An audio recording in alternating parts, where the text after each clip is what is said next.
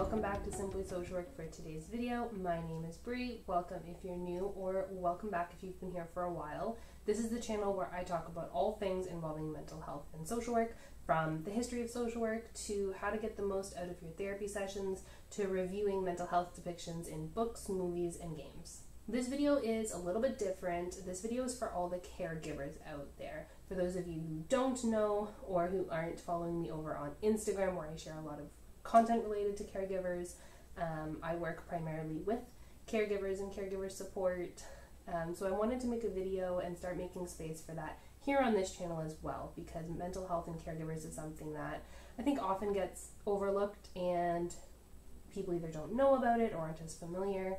And I want this to be a space that can really be that go-to resource for really a wide variety of people. So this video is definitely for all of the caregivers out there. Caregiving is a difficult subject because it means a lot of different things to a lot of different people. It can be something you do professionally, say if you're a nurse or a PSW, personal support worker, but it can also be something that you provide for a loved one. There's a growing number of what we call the sandwich generation, which is essentially people that are sandwiched between caregiving for their children and then also becoming more of a caregiver for their aging parents, or in my case, even grandparents. So it can be a choice or an obligation, and at times, sometimes it can feel like both of those things at the same time. Caregiving can be a positive feeling and experience, but it can also make you want to cry or scream in frustration. I'm here to tell you that caregiving can be a spectrum, and feeling things at either end is not just okay, it's 100% normal and completely understandable. Your emotions are valid, and struggling doesn't say anything negative about you or how you feel about the person you're providing that support to. In fact, I argue that some of the things that make caregiving tough are also what make you such a good caregiver. But caregiving can come at a price, and oftentimes that cost becomes something far too high and alarming if left unaddressed. And what I'm talking about is caregiver burnout. So what is caregiver burnout? Caregiver burnout sounds just like the name. It's a state of physical and emotional exhaustion.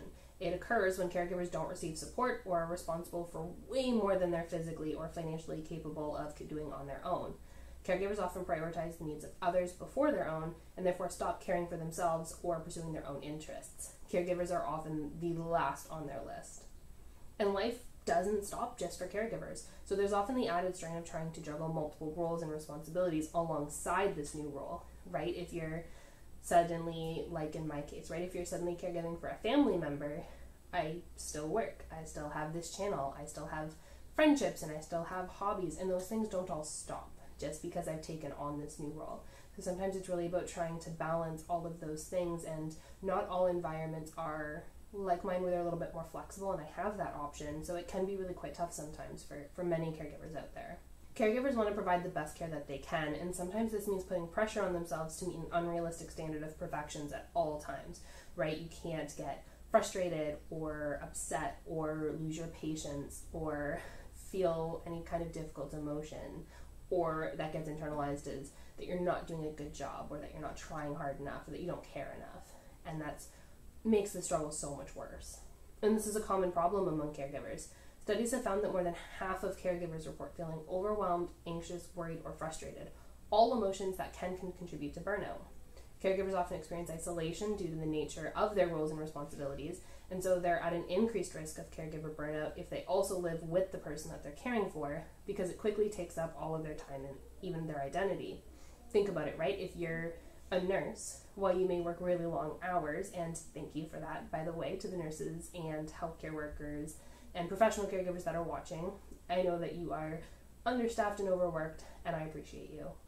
But in your case, right, there are those over hours and those challenges, but you might go home at the end of the day, right? Whereas if you live with the person you're caregiving for, you're in that role often 24/7, or you're at work for 12 hours a day and then you come home and then you're caregiving the rest of the time. So you can feel like you're responsible for things 24 hours a day. So how do you know if you might be experiencing caregiver burnout?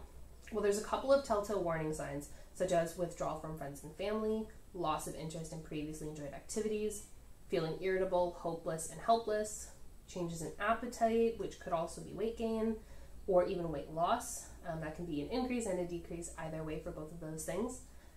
Changes in sleep patterns, and increased illness.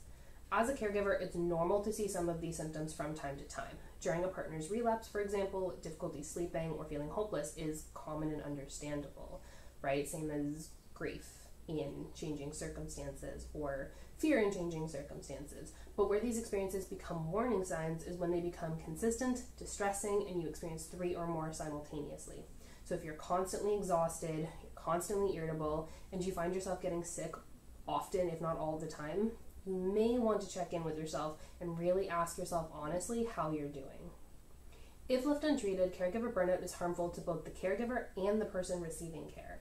As a caregiver, it can be seriously detrimental to your physical, mental, and emotional well-being. The stress that leads to burnout involves cortisol, often known as the stress hormone, more often than the body is equipped for.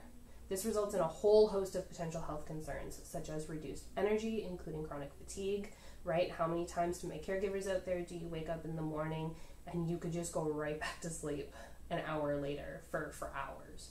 And you do that over and over and over again. Or you're always feeling like you need a good nap, or you need a break, or you just have that thought of, I just need everything to stop for 10 minutes. It can also weaken your immune system. It can decrease your metabolism, impacting hunger and weight gain, like I mentioned before, migraines, acid reflux disease, hypertension, depression, and anxiety. And these are all only just to name a few.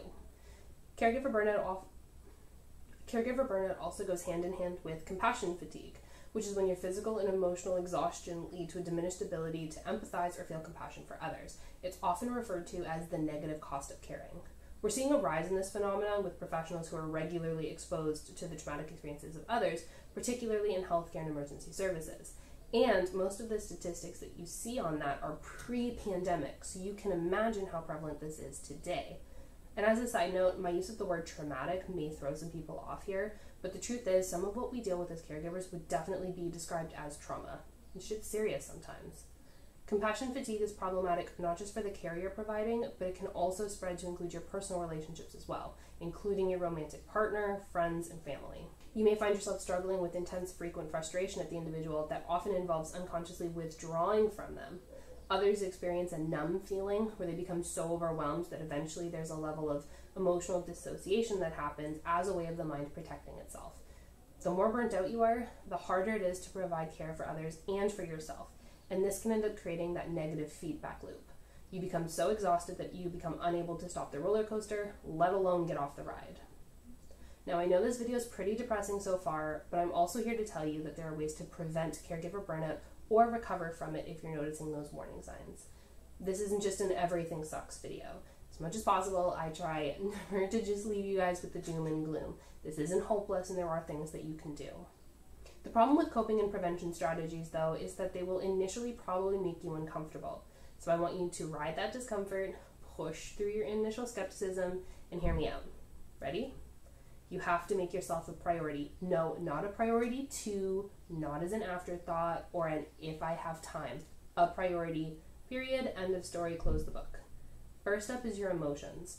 When you feel difficult emotions like anger or sadness, try to address them right there in the moment.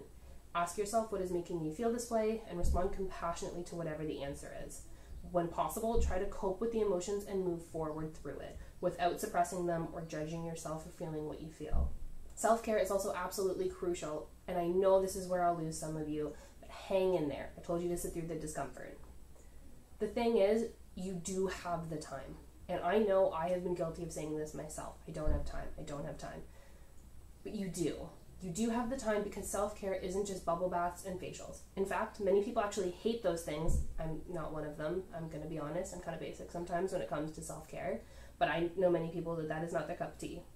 But because that's often how we see self-care, when we say the word self-care, we often actually conceptualize it in a way that turns people off the idea. But actually, self-care is a multidimensional, multifaceted process of purposeful engagement and strategies that promote healthy functioning and enhance well-being. To put it simply, self-care is doing things to look after your health and well-being. It's things that make you feel good. So yes, this can mean bubble baths and facials if that's what refills your cup, but it can also be as simple as practicing gratitude for a few moments each day, calling a friend, taking a walk, playing with your dog, eating your favorite food, buying a really cute outfit. The point is just to intentionally carve out some time, even if it's only a few minutes, to do something just to make you feel good. It isn't selfish, it's actually essential. So are taking breaks when you can.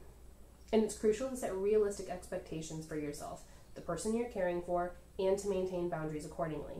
Caregiving is life-changing, and a chronic illness or disability mean changes for you and the person you're caring for. But this does not mean that your whole existence is now based on this one role. I know it can feel that way, but our identities are complicated and multifaceted, and it's impossible to expect yourself suddenly to become the perfect caregiver overnight. Who were you before a caregiver? What did you enjoy? What were your goals?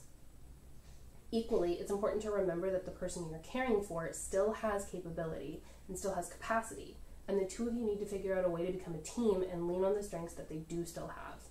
This has the added benefit of empowering them while making sure that you aren't carrying an impossible weight all by yourself. It's also important to avoid becoming isolated. As I mentioned earlier, it's really easy for caregivers to become isolated and withdrawn from others. A lot of time and energy is used to provide quality care, and this can lead to our social needs being completely forgotten about sometimes. Out of sight, out of mind. It's also an unfortunate truth that many people don't know how to support someone who has recently become a caregiver and may not reach out. So instead of allowing yourself to lose that crucial support, I'm going to challenge you to do one more uncomfortable thing. I'm going to ask you to ask. Reach out to others. Ask for the support you need. Let people know what you're going through and what they can do to help. And it helps to be specific. Many people have never been in your shoes and have no idea how to even approach it. And sometimes are really grateful for that opportunity, that window, to start being supportive in the way that you need them to.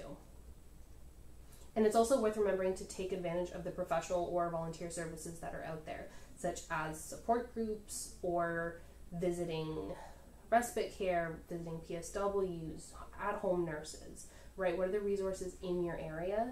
And it's okay to use them. Again, it doesn't say anything less about you as a caregiver, you as a friend, as a family member, as a person.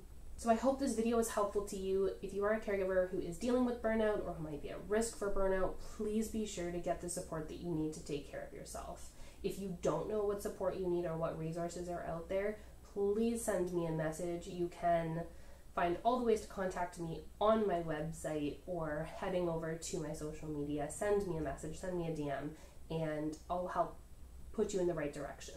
To learn more about how to break this cycle and prevent caregiver burnout, again, head over to my blog or Instagram. I share content for caregivers, caregiver support all the time. On Instagram, it's the majority of my content, and my bi-weekly blog also often has content on that as well. And of course, be sure to subscribe here for more of the same kind of content coming soon and other ways to support your mental health in general. So thank you guys so much for watching. Take care.